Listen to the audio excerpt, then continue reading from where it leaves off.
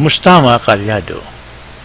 Medyo matagal-tagal din bago nasundan yung ating unang episode dito sa ating Norman Mangusan series. At tayo na sana pagpatuloy pa ang pagbablog o pag-expose dito kay Norman. Subalit, napakadaming issue talaga ang lumalabas sa YouTube at ako'y medyo busy din sa trabaho. Ang dami kong ginagawa at hindi ko na masikaso ang pagbibideo o pagbablog tungkol kay Norman Mangusan. At ngayon nga ay nagkaroon tayo ng medyo isang araw na day off sa trabaho, kaya sasamantalahin ko na at tatalakayin natin ang ating pagpapatuloy sa mga kwento ni Norman Mangusan tungkol sa kanyang buhay. Well, unahin natin itong episode ng biography ni Norman Mangusan at ating hahalungkatin ang mga bagay-bagay na kanyang sinabi dito sa video ito. So, umpisahan po natin mga kababayan. Okay, umpisahan natin dito sa pagpapakilala kay Francis Leo Marcos dito sa website na pinoyboxbrick.com. Merong nagsulat ng artikulo si Rowner R. noong April 1st, 2020. Ang sabi niya rito ay, who is Francis Leo Antonio Marcos, the man who started the Mayaman Challenge? Sinulat niya. Meron siyang mga sinabi dito tungkol sa, here are the few information we're able to gather from the internet about Francis Leo Marcos. So, kinuha niya rito sa mga artikulo sa internet. So, ito ang kanyang summary tungkol kay FLM sa biography ni FLM, na siya raw ay taga Baguio City at nanirahan sa Manila, isang philanthropist, isang businessman, siyang CEO at chairman ng Marcos Group of Companies from 2005 to present. In 2020, siyang chairman ng Volunteer Against Poverty Foundation Inc. Siya din ang chairman ng Oriental Perlinian Foundation. Siya ay pinanganak noong September 29, 1979 at nagtapos ng high school sa National High School of Massachusetts sa Bay Belmont at nagkaroon ng degree noong 1997 sa Massachusetts Institute of Technology, Boston, siyempre sa Amerika yan. At ang yaman ay worth $25 million. It's around 1.something billion peso. Siya ay tumakbo din o nag-apply o nag-file ng candidacy noong 2013 as a senator, kaya lang disqualified dahil sa kanyang edad, dahil according daw sa 1987 Constitution, ang qualification ng pagiging senador ay at least 35 years old, so etc. So dito makita natin na some information regarding about FLM. So titingnan natin kung totoo ba itong mga sinulat niya rito at isa-isa natin. At dito malaman natin ito sa pamagitan ng galing mismo sa bibig ni FLM dito sa video ito. Tingnan po natin ito. Ito daw ang isip ko kung sasabihin ko sa'yo. Pero nakita ko naman yung magiging tapat niyo sa akin. Maganda masabi para alam namin kung saan ang lugar. Kapatid ko si Goku. Pero ang pumirma ng birth certificate ko si Pacifico Edwin Marcos. Yung kapatid. Si Gomo, kapatid mo. Anak ako ni Ferdinand Marcos Senior. Kay Doña Remedios Carino Antonio. Yung presensya ng Cordillera. Bakit po na Ang pumirma ng birth certificate ko si Pacifico. ibig sabihin sa firma lang siya? Pero sa biological father, Si Ferdinand Marcos. si Ferdinand Marcos. Kaya pumakoy. Ang tatay daw. Kaya ganyan ako katapang. They stole the name that's supposed to be mine. Yung ibig sabihin, nanay ko, Nanay ko dapat ang talagang asawa ni Presidente Marcos, hindi si Imelda. Okay, sa puntong yan ay ating mo nang puputulin ang audio dahil kailangan meron tayong masagot sa mga bagay na sinabi niya. Unang-una, ilang taon na ba si Ferdinand Marcos noong siya ay ipinanganak? At ilang taon na rin ang kanyang nanay noong siya ay pinagbubuntis? At nasaan ang kanyang nanay noong panahon na yun? At bakit nasabi niya na dapat yung nanay niya ang mapapangasawa ni Ferdinand Marcos at hindi si Imelda? Yun ang mga tanong na dapat mo natin sagutin. Kaya nga sabi niya Si Don Isabelo Antonio, asawa ni Doña Maria Carino. Ang anak nila, si Doña Remedios Carino Antonio, yung aking ina. Si Don Mariano Marcos, mahirap lang yan. Tauhan niya ng Don Isabelo Antonio. Si Doña Josefa Edralin, ang talagang may pera. Magkukumadro yan. Pero yan po Nagkasundo sila na dapat ang unang anak na panganay na lalaki ni Don Mariano at ni Don Josefa ikakasal sa unang anak na panganay ni Don Isabelo Antonio at saka ni Doña Maria Carino. Si Doña Maria Carino, kapatid ni Mateo Carino, yung chief play ng buong Cordillera. Yung tinatawag na meron tayo sa ating konstitusyon na Mateo Carino Doctrine. Meron tayo yan. Kahit itype mo sa Google, Mateo Carino Doctrine. Pag sinabing doctrine, patas sa Republika ng Pilipinas. Nakikita mo sa Google yan, Mateo Carino Doctrine. Mateo Carino, Jose. Doctrine, nasa Google yan, Mateo Carino Doctrine. Eh kaso puta nga, sundalo, si Makoy, mamamatay na sa gera sa Bataan. Nanay mo, kapapanganak pa lang. So dito, sa parteng ito, sinasabi niya na si Don Mariano Marcos ay mahirap at isa lamang tauhan ng kanyang lolo na si Don Isabelo Antonio. At si Doña Josefa talaga, Edralin, ang mayaman. At kumadre naman ng kanyang lola na si Doña Maria Carino. So isabihin, hindi magkakalayo ang mga edad ng nanay at tatay ni Marcos sa lolo niya. Okay? At bilang magkumadre nung panahon na yon, ay nagkasundo di umano yung lolo niya, sina Don Isabelo Antonio at si Don Mariano Marcos na ang unang anak na lalaki ni Don Mariano ay kakasal sa unang anak o panganay na anak ni Don Isabelo. Na yun nga ay si Doña Remedios Carino Antonio na siya namang nanay ni FLM. Okay? Kaya lang, medyo may problema dahil ang sabi niya ay mamamatay na raw si Marcos sa giyera sa Bataan. Ay doon palang ipinanganak ang unang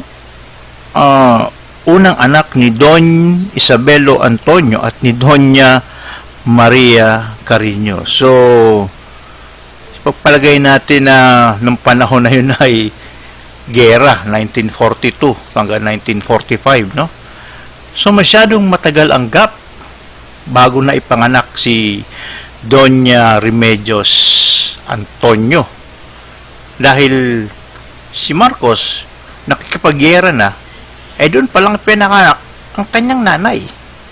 Napakatagal, bagamat magkumadre o magkaedad yung lolo't lola niya sa tatay at nanay ni Marcos, lubhang napakatagal bago nabuo ang kanyang nanay. Okay, balikan natin muna ang kwento, no? Simula. Tingnan natin ang chronological event, mga pangyayari, at para makita natin kung ano ba talaga ang istorya, kung tama ang kanyang pagsasalaysay ng mga taon, ng events. Makita natin dito, ito ay base doon sa kanyang mga sinabi, no? Kinuha ko lang ito ng presentation para lalo nating maintindihan kung paano ba nagkaroon ng pagkakasunod-sunod ang kanyang kwento at kung nagtutugma ba yung taon at kung nagtutugma yung mga pangyayari. Ano? Simulan natin dito sa um, pamilya ng Marcos. Si Don Mariano ay pinanganak noong 1897, at si Doña Josefa pinanganak noong 1893. Bali, mas matanda si Doña Josefa ng 4 years kaysa kay Don Mariano. Ito yung magulang ni Ferdinand Marcos. So, nung si Ferdinand Marcos ay pinanganak noong 1917, si Don Mariano ay 20 years old lamang. Okay? At napangasawa niya si Imelda na pinanganak naman noong 1929, at nagkaroon sila ng 3 anak at isang adopted daughter. Ngayon, si Amy pinanganak noong 1955, si Imelda 26 na, si Ferdinand 38. Nung si Bongbong 1957, si Imelda 28, si Ferdinand 40, at si Irene noong 1960, si Imelda ay 31, Ferdinand ay 43. Noong 1979, sila ay nag-ampon ng isang babae at pangalan din na Amy. So si Imelda noon ay 50 na at si Ferdinand ay 62 na. So ito yung family tree ng Marcos. Nagsimula kay Don Mariano, kay Doña Josefa, hanggang kay Amy na isang adopted daughter. Balikan naman natin dito sa family tree ng Antonio. Magmula kay Don Isabelo, kay Doña Maria, hanggang kay Doña Remedios, na sinasabing nanay ni Francis Leo Marcos. Ang sinasabi sa kwento niya, si Don Isabelo at Doña Maria ay isa lamang tauhan si Don Mariano nung panahon na yun, dahil ang totoong mayaman talaga ay si Doña Josefa, na asawa naman ni Don Mariano. Pero si Don Mariano po nung panahon na yun ay isang abogado at isang congressman. Bagamat sinasabi niya ito ay isang tauhan lamang ng kanyang lolo na si Don Isabelo at si Doña Maria. Ipinapalagay natin na ang kanilang edad ay magkaparehas lamang o mas matanda pa ng konti si Don Isabelo, dahil ito lamang si Don Mariano ay tauhan niya. So, kung si Don Mariano ay 1897 ipinanganak, i-assume na rin natin na si Don Isabelo at Doña Maria ay 1897 din ipinanganak. So, parehas sila. Now, nanganak si Don Isabelo ay Don Mariano at Doña Josefa. Nung 20 years old si Don Mariano, isinilang si Ferdinand Marcos. Si Ferdinand Marcos ay pinanganak noong 1917. So sabi niya, ipinanganak ang kanyang nanay during World War II dahil mamamatay na raw si Marcos noon sa Bataan. Saka palang isinilang ang kanyang nanay. So, ang giyera noon ay 1941 hanggang 1945. Si Marcos noon ay 24 years old na nung sumali siya sa giyera. So, kung 1941 naganap ang giyera, doon palang ipinanganak ang kanyang nanay. Ang kanyang nanay ay ipinanganak ng 1941. Ito yung kasunduan nila noon na magkakaroon o na ang unang asawa ay ang unang anak ni Don Isabelo at Doña Maria ay dapat ipakasal kay Don Mariano at Doña Josefa. Subalit dahil nga late na masyado na ipinanganak itong si Doña Remedios. Take note nung panahon na yon, si Don Isabelo ay mga 44 to 54, si Doña Maria ay 44 to 54 years old din nung panahon ng World War II ng 1941. So napakatagal bago nagkaroon ng anak. Na panganay na anak si Don Isabelo at Doña Maria. It took 24 years bago sila nagkaanak. Napakatagal nun. At di pa sigurado nun kung ang ipapanganak ni Don Maria ay Don Isabelo at Doña Maria ay babae. Hindi pa sigurado yun. Inassume lang nila na dapat ang unang anak ni Don Isabelo at Don Mariano ay dapat na mag-asawa. So ito na ang kwento niya. Nung si Marcos daw ay mamamatay na sa Bataan, saka pa lang isinilang ang kanyang anak. Okay? So dito na tayo magtatapos. Ituloy natin ang kwento. Base sa kanyang kwento. Okay, so, nag-aaral ang nanay ko sa UP. Pag-graduate na, University of Baguio. Si Ferdinand Marcos, Speaker of the House na. Nagkaroon ng Miss Manila. Si Imelda yun eh. Miss Manila. Nagalaw din ako sa Imelda. Hanggang sa binlockmail na ng Romualdez si Marcos. Lumuhod si Ferdinand Marcos. Kaya pala, Pakinggan mo na. Lumuhod si Ferdinand Marcos sa lolo ko. Sa Lolo Belo. Tinawag ni Lolo Belo si Berong Bulag. Yung Berong Bulag, yun yung pinaka-leader ng Palahak. Tauhan ng Lolo Jose, ng Lolo Belo. Lumuhod si Ferdinand Marcos kay Lolo Belo. Ang sabi niya, Amang, when I undertook the experiment, I know I had to pay the price. Kasi nag-experiment siya kay Belo. Tingin na siya yun eh. Ngayon, kasalan na. Nabigla yung mga Antonio at Carino. Puro mang dirigma yan. Si Doña Maria Carino, may-ari ng buong Cordillera yan. Ay katabi ng Cordillera, Ilocos Norte. Katabi lang yun. Magkatabi lang yan. Pagbaba mo ng bundok, Ilocos na. Pag-aga ng Ilocos yan. Magkumadre yung lola ko at saka si Doña Josefa Edwin. Kaya pala. Sandali. Sige. Kaya mo matapos. Ngayon, sabi ni Marcos Lumon yan, Amang, when I undertook the experiment, I know I had to pay the price. But it should not to be Imelda who pays such a price. Kasi ang order ni Lolo Belo, paayin lahat ng Romualdez hanggang 3rd degree generation. Yun ang order ni Isabelo Antonio. Ni Don Isabelo Antonio. Ang inorderan niya, si Berong Bulag. Napelikula yung pangalan Berong Bulag. Si Antonio Alonso ang gumanap, yung pinakamatigas na guerrilla sa buong Pilipinas. Meron ko lang yung parang pirata. Nakakalagang siyang matanong. Oo, yung parang pirata. Oo. Si Berong Bulag. Ngayon, sabi ng lolo ko, sige, patatawarin kita, pero dapat magkapat ang kasunduan. Kailangan magkaroon tayo ng anak ni Rene, at ayoko isilang ang apo ko na walang pinikilala ka. So, nagpakasal na si Imelda at saka si Bongo, kaya si Ferdinand, nagkaanak na sila. Tatlo. Si Mama nun, ayaw na makapagkita kay Efe. Ayaw niya naman. Kaya wala siya magawa kasunduan. So, nagpunta sila ng Belgium.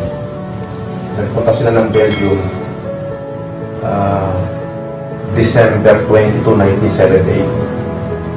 Kung hindi ako nagkakamali. 1978. December 22, 1978. Nagpunta sila ng Belgium. Doon ako binuo. January, umuwi na si Mahol sa Pilipinas. March, umuwi na mami ko. Okay, medyo haba na, no? So, medyo i-wrap up muna natin sa parting yon na moving forward na tayo. Nung nakagraduate daw ang nanay niya sa UP ay pumunta ito ng Baguio. At si Marcos ay Speaker of the House na noon. Speaker of the House si Marcos nung panahon na yon. Ewan ko, may malalaman natin mamaya yan. At nagkaroon ng Miss Manila, sabi niya, nung panahon na yon, at nagalaw ni Marcos si Imelda at binakmail ng Romualdez si Marcos para pakasalan. So, nanay niya graduate, ilang taon na. Si Marcos, Speaker of the House na, ilang taon na si Marcos noon. At nag-Miss Manila si Imelda, ilang taon na rin si Imelda noong panahon na yon. At dahil daw nagalaw o nag-eksperimento si Marcos kay Imelda, nagalit daw kanyang lolo. At nag-utos na patayin lahat ng mga Romualdez hanggang 3rd degree, ha? Napaka, 3rd degree ng lahi ng Romualdez sa pamagitan daw ni Berong Bulag, na sinabi niya pa nga na nagkaroon ng pelikula. At dahil nagmakaawa daw si Marcos sa lolo niya, ay nagkaroon ng kasunduan na dapat magkaroon ng anak si Marcos kay Remedios na kanyang nanay, at dapat may kilalaning tatay. So, dito napapasok siguro si Pacifico sa tatay na ito. Pero bakit ganun? Bakit nung panahon na yun ang pag-uugali ng mga magulang natin ay mga lolo't lola natin ay masyadong metikuloso o masyado. Hindi basta magalaw mo nga lang ang sakong pakakasal ka na. Masyadong sensitive. Pero ito naman, sinusubo pa yung anak niya kay Marcos para magkaroon ng anak. At dahil nung ikasal na nga raw si Marcos at Imelda at nagkaroon to ng 3 anak, ay ayaw na naman ni Marcos tumapad doon sa kasunduan. Pero dahil meron ng kasunduan, napilit si Marcos na buntisin o anakan ng kanyang nanay. At nagpunta nga raw sila, si Marcos at nanay niya, sa Belgium noong December 22, 1978. Tandaan natin, last December 22, 1978, pumunta si Marcos at nanay niya sa Belgium at doon siya binuo. Wow, may lahi pala itong Belgian doon sa binuo. At umuwi lang si Marcos noong January 1979. At umuwi naman ang kanyang nanay noong March 1979. So nag-stay ang nanay niya doon ng 3 months pa after nang binuo siya sa Belgium.